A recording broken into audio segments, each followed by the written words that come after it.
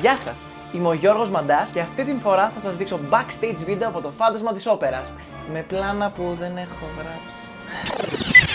Γεια σας, είμαι ο Γιώργος Μαντάς και αυτή τη φορά θα σας μιλήσω για το φάντασμα της όπερας. Λόγω του κορονοϊού, την εβδομάδα που ήθελα να τραβήξω το backstage βίντεο, μας κλείσανε. Με αποτέλεσμα να μην έχω πλάνα για να κάνω αυτό το υπέροχο backstage βίντεο όπως έχω κάνει σε όποια παραγωγή και musical έχω πάρει μέρος. Αλλά αυτό που έζησα δεν μπορούσα να μην το μοιραστώ μαζί σας. Γι' αυτό αυτή τη φορά έχω φτιάξει ένα διαφορετικό βίντεο που ελπίζω να σας αρέσει.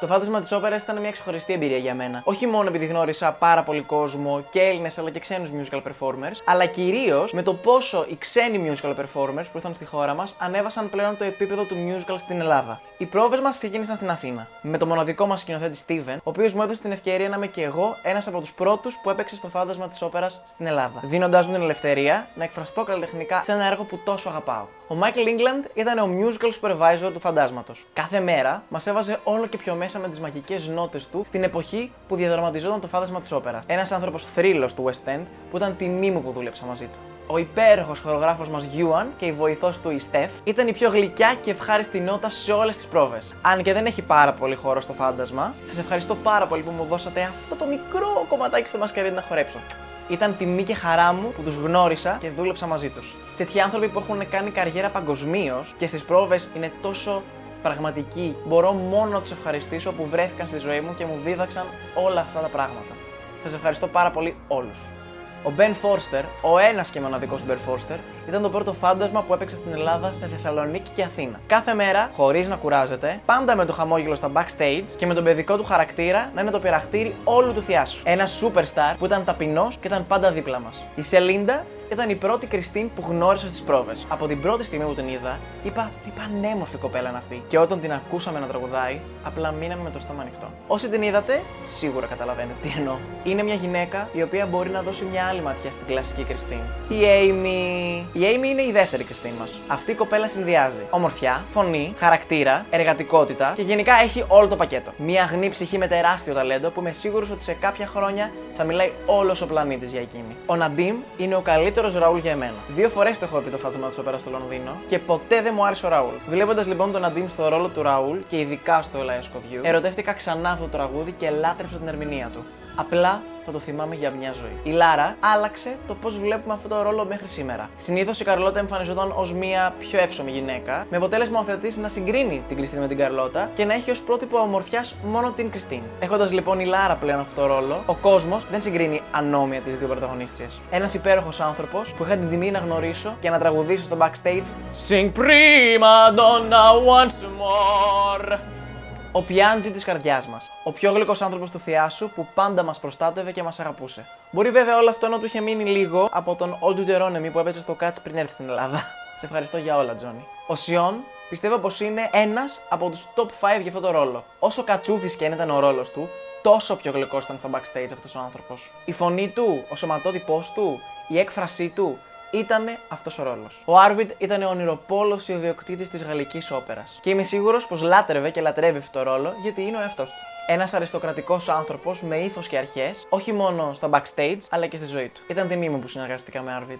Νομίζω πως δεν υπάρχει καλύτερη Madame Ziri από τη Βάλερη. Αυτή η αιθέρια πτασία έμαθε ελληνικά από την πρώτη εβδομάδα των προβών και μέχρι το τέλος των παραστάσεων μιλούσε καλύτερα και από εμάς. Δεν θα σε ξεχάσω ποτέ, Βάλερη, Madame Ziri. Η Daisy ήταν η πιο γλυκιά Meg που έχω δει. Οι χορευτικές της ικανότητες ήταν τόσες πολλές και τόσο άρτιες που κάθε φορά στο Masquerade, όταν γυρνούσα να κοιτάξω πίσω, την έβλεπα να αντιγράφει όλες τις χορογραφίες που έκαναν τα παιδιά μπροστά. Ναι, Daisy, σε έβλεπα. Ο Bradley ήταν το παιδί λάστιχο. Όπου και να κοιτούσες, ήταν πάντα σε μια γωνία και έκανε stretching. Ο πιο γλυκός Monsieur Rayet, ειδικά κάθε φορά που έβγαινε σκηνή και ξεχνάγε τα σκουλαρίκια του. Αλλά δεν πειράζει, σ' αγαπάμε για όλα αυτά, Bradley. Ο Chris έκανε και αντικατάσταση στο Ραούλ και στο φάντασμα της όπερας. Δεν έχω ξαναδεί ποτέ έναν άνθρωπο να βγάζει τόσο όγκο δουλειάς μέσα σε τόσες λίγες εβδομάδες. Έκανε Ραούλ και φάντασμα σε Θεσσαλονίκη και Αθήνα, αφήνοντας το κοινό κάθε βράδυ να τον αποθεώνει. Απλά μπράβο. Η Γκλάιν ήταν η αντικαταστάτρια της Κριστίν. Ήταν η πιο γλυκιά παρτενέρ που θα μπορούσα να έχω στο Hannibal και θυμάμαι συγκεκριμένα που μου έλεγε It's the opera goose.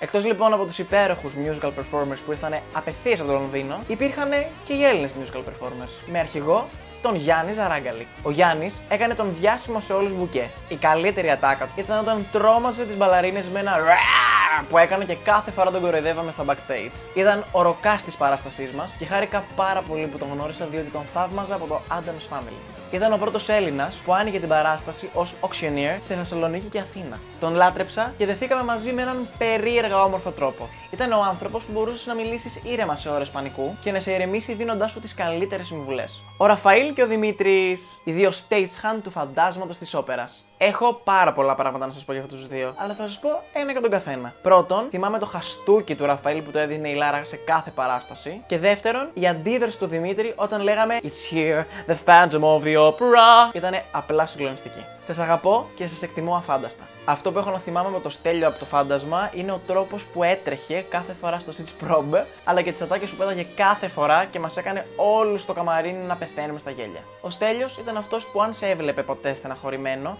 μπορούσε σε κλάσμα δευτερολέπτου να σε κάνει να γελάσεις. Ήτανε ο καλύτερος Πασαρίνο και τον αγαπώ για όλα τα παραπάνω. Τα λόγια είναι περιτά. Δουλέψαμε πρώτη φορά μαζί στο Cats και από τότε σχεδόν σε όλες τις δουλειές είμαστε μαζί. Εγώ αυτό το λέω κάρμα. Ένα εξαιρετικό παιδί με ταλέντο, χιούμορ και εκτόπισμα πάνω στη σκηνή. Και δεν λέω πολλά γιατί θα τον ξαναδείτε σίγουρα σε επόμενα μου βίντεο. Τον Πάρη τον ήξερα από μια τηλεοπτική σειρά και ήμουν μεγάλος φαν. Μέχρι που κατάλαβα όταν και εκείνος σαν και εμένα, οπότε κάναμε κολλητή παρέα. Τον λάτρεψα ως ρόλο στην παράσταση που έκανε και εύχομαι να συνεργαστούμε ξανά μαζί. Με την Τένια γνωριστήκαμε στο Cats. Γενικά αυτή η παράσταση μας έχει σημαδέψει όλους. Και ήταν η καλύτερη μου φίλη σε όλο το θίασο. Είναι ένα τεράστιο ταλέντο με αληθινή καρδιά που ξέρει να αγαπά και να αγαπιέται από όλο το cast. Ήταν η αντικαταστάτρια της Καρλώτα και μπορούσε να πει όλα αυτά τα υπέροχα τραγούδια σαν αληθινή ντίβα. Η Ήρις, εκτός από όπερα κόρους, ήταν και η αντικαταστάτρια της Meg. Δύο πράγματα θυμάμαι από την παράσταση με την Ήρις. Πρώτον, κάθε φορά που σκονόταν η αυλαία στο Don Juan, της έπιανα το πόδι και προσπαθούσα να την κάνω να γελάσει. Συγγνώμη, Τουχτά. Το όνομα του Χτά βγήκε από το φόρμα που φοράγε στο Ιλμούτο, έτσι για να μην μπερδευόμαστε. Δεύτερον, ήταν η πιο ωραία make που έχω δει. Ειδικά σε μια πρόβα αντικαταστατών που είχαμε κάνει, τη θυμάμαι πάνω στο τραπέζι να χορεύει, ήταν απλά απίθανο. Fun fact, εγώ, ο Πάνος, η Ντένια, η Ήρις και ο Πάρης ήμασταν μαζί στη σκηνή του Ιλμούτο.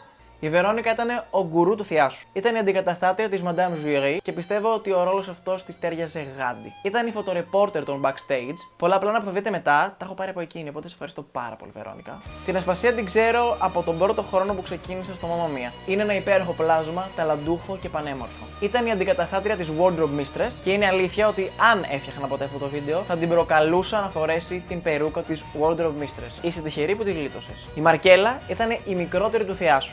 Ήτανε όπερα κόρους και αντικαταστάτρια confidant. Ακόμα θυμάμαι τη μαγική της φωνή στο πρώτο soundcheck που κάναμε. Επίσης τη Μαρκέλα την ήξερα από το γυμνάσιο. Είχαμε γνωριστεί παλιά σε ένα πάρτι και θυμόταν ότι της έλεγα το πόσο θέλω να παίξω στο φάντασμα της όπερας. Κάτι που τελικά έγινε, τρομακτικό, αλλά και όμορφο ταυτόχρονα. Είναι μια καταπληκτική κοπέλα με υπέροχη φωνή και υπέροχο χαρακτήρα. Η Αναστασία, η Αναστασία, όπως τη φώναζε ο Γιούαν, ήταν η σγουρομάλα του cast. Το πώς έβαζε όλο αυτό το μαλλί μέσα στο cup για να φορέσει την περούκα, ακόμα αναρωτιέμαι. Ήταν και αυτή η αντικαταστάτρια της Confidant, αλλά δυστυχώς όπως και με τη Μαρκέλα δεν προλάβαμε ποτέ να το κάνουμε αυτό σε παράσταση. Την αγαπώ και την ευχαριστώ πάρα πολύ που ήταν πραγματική φίλη εντός και εκτός σκηνής.